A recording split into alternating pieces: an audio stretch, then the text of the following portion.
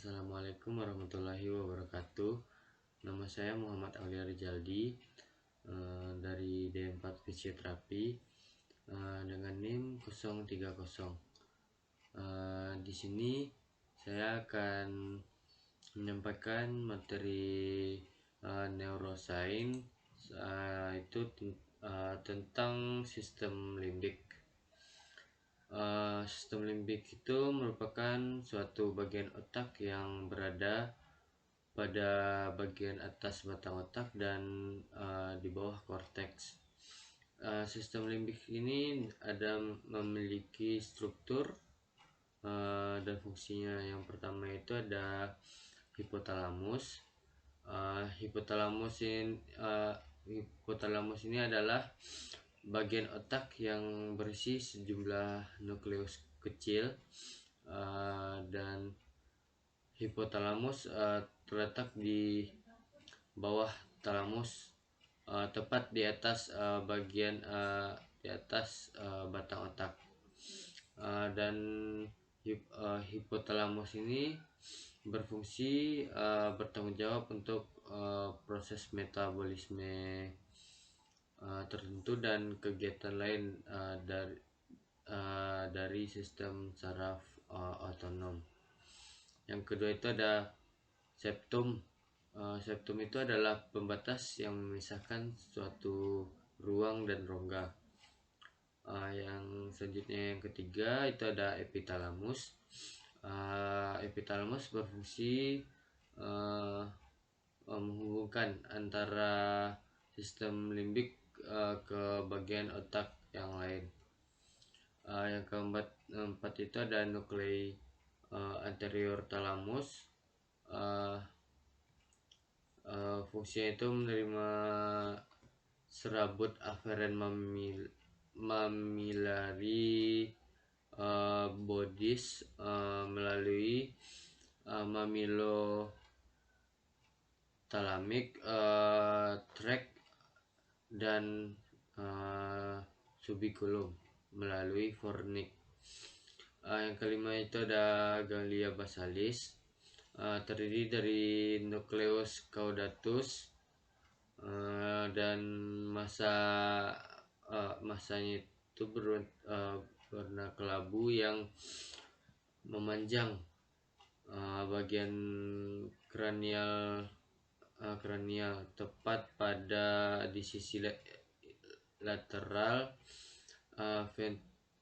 ventricle lateralis, dan berbentuk seperti buah pir, memanjang ke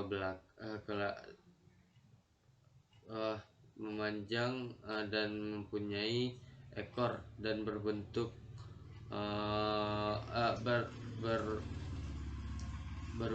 berukuran pada amigdala. Yang terakhir itu ada hipokampus. Hipokampus merupakan bagian dari sistem limbik dan berperan pada kegiatan mengingat atau memori. Selanjutnya itu ada pembahasan mengenai bahasa.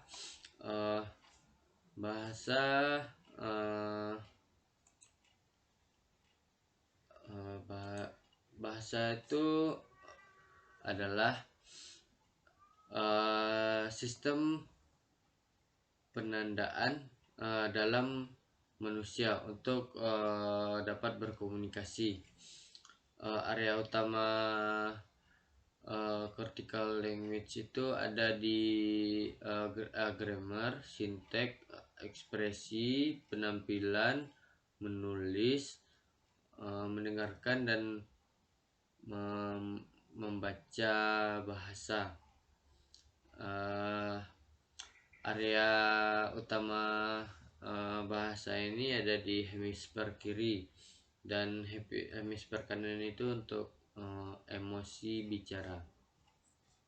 Yang kedua itu ada pikiran. Pikiran adalah proses yang berlangsung dalam merepresentasikan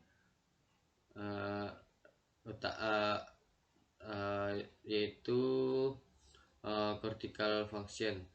Vertical function ini untuk mengasosiasikan kode dalam makna tertentu. Berpikir ini dimaksud juga kemampuan menghasilkan ide dan menyampaikan ide.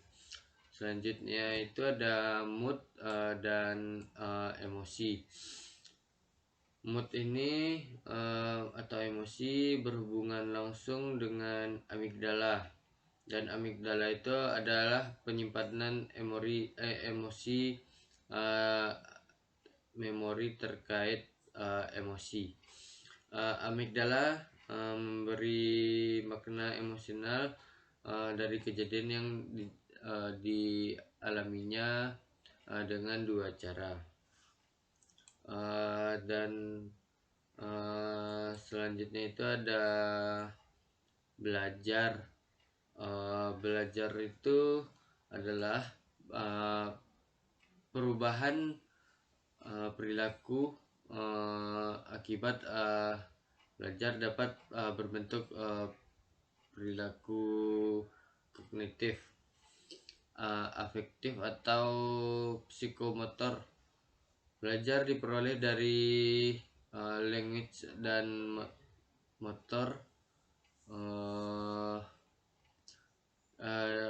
dimana language itu komunikasi tentang apa yang telah dipelajari dari motor skill. Untuk menguasai lingkungan belajar berfungsi untuk memperoleh pengetahuan dan menambah konsep dan keterampilan. Dan terakhir itu ada memori. Memori adalah fungsi otak yang kompleks dalam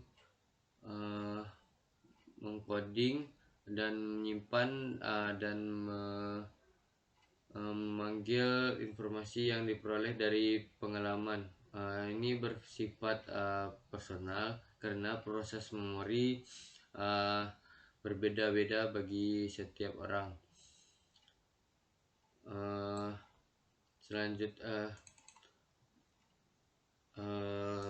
Selanjutnya itu ada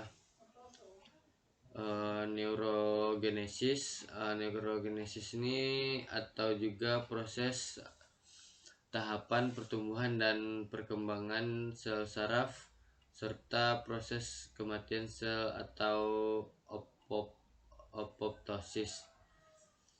Proses mekanisme neurogenesis mencakup asal sistem saraf, pertumbuhan, perkembangan dan maturasi sel saraf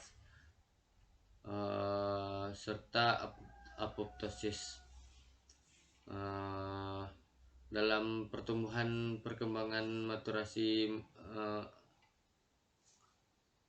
tersebut dan memiliki makna yang artinya yang pertama itu ada proliferasi sel atau fase sel mengalami pengulangan duplikasi sel tanpa hambatan. Yang kedua itu ada